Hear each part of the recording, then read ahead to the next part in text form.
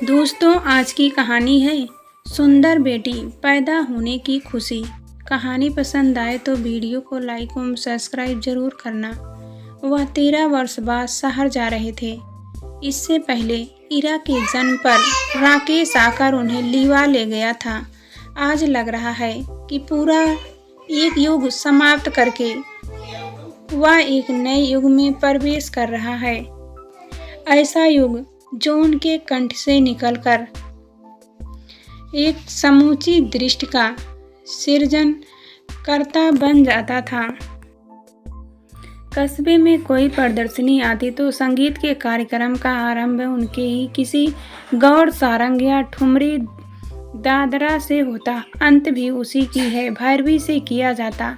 बीच में कितने ही संगीतज्ञ अपने कंठ का जादू वहाँ फैलाते, पर कस्बे वालों की वाह तो उनके मंच पर पहुँचने के बाद ही सुनाई देती। उनके कंठ की यही विशेषता था कि जो शास्त्रीय संगीत नहीं समझते थे वे भी उनके स्वर में डूब जाते थे। बीती हुई बातें अपने आप में पूरा एक इतिहास छिपाए हुए हैं और उसे जब भी वह दोहराने बैठते हैं तो सबसे पहले उभरता है पादिनी का चेहरा।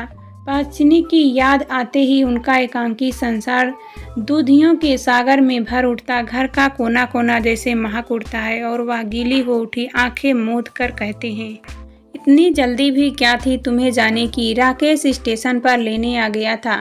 उन्होंने स्नेह से उसे गले लगा लिया। चरण छूकर राकेश ने कहा, अच्छा किया आपने आ गए। हाँ, तुमने जिद की इलाज करवाने की, फिर क्या करता, आना ही पड़ा। वह अतिरिक्त प्यार उड़ेल कर बोले और राकेश के साथ जाकर कार में बैठ गए। राकेश शहर का नामी वकील था।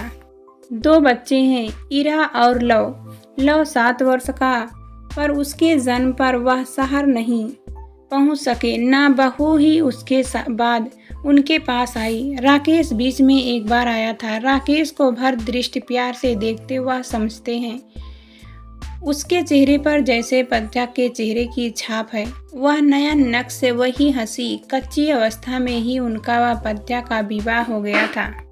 कस्बे के विद्यालय में वह संगीत के अध्यापक थे। वेतन अधिक नहीं था, पर ट्यूशनें बहुत मिल जाती थी, जिससे दोनों पति पत्नी खूब अच्छा जीवन जी लेते थे।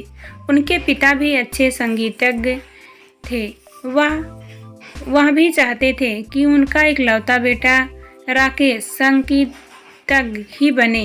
बच्चे तो बहुत हुए, पर बच्चा केवल राकेश ही था।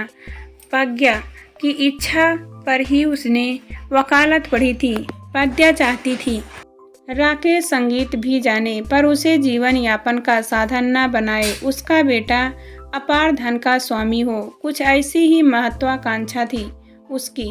घर पहुंचकर 2 प्यारे प्यारे बच्चों ने उनका स्वागत किया। उन्होंने ध्यान से देखा, कैसा सुंदर, कितने चुस्त हैं बच्चे। भला कस्बे का गवाया अध्यापक बनकर राकेश के बच्चे इतने अच्छे दिखाई देते।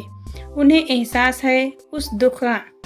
सीमित वेतन और ट्यूशनों के बल पर किस तरह उन्होंने राकेश को वकालत पढ़ाई थी। सोचा, अच्छा ही किया प्रज्ञा ने उसे गवाया ही नहीं बनने दिया। वैसे संगीत की शिक्षा राकेश को भी दी है। उन्होंने बहु ममता आंचल सिर पर डालकर उनके पैर छूने झुकी तो वह विचारों की श्रृंखला तोड़ चौंक उठे। बोले, सदा सुखी रहो, बड़ा सुंदर घर बनाया है। बेटी, आज तुम्हारी सास होती। और वह चुप हो गए। छुट्टी का दिन था। घर के उद्यान में नौकर ने कुर्सियां डाल दी थी।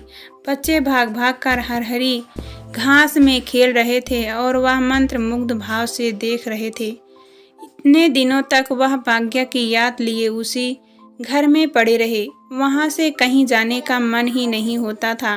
पद्या की चूड़ियां की खनक, उसकी प्यार भरी मीठी हंसी, सुख दुख में सहारा देती मधुर बाणी उन्हें जैसे हर पल घेरे रहती। पैर में गठिया का रोग न बढ़ जाता तो शायद अब भी वह नहीं आते। थोड़ी देर में ही हाल में गिटार की मधुर गूंज उन्हें तड़पा गई।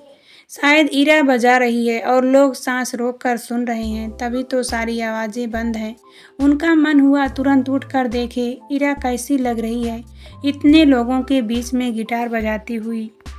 कोई बात नहीं, जो इरा को कुछ नहीं सिखा सके, पर प्रशंसा के योग्य तो वह है ही।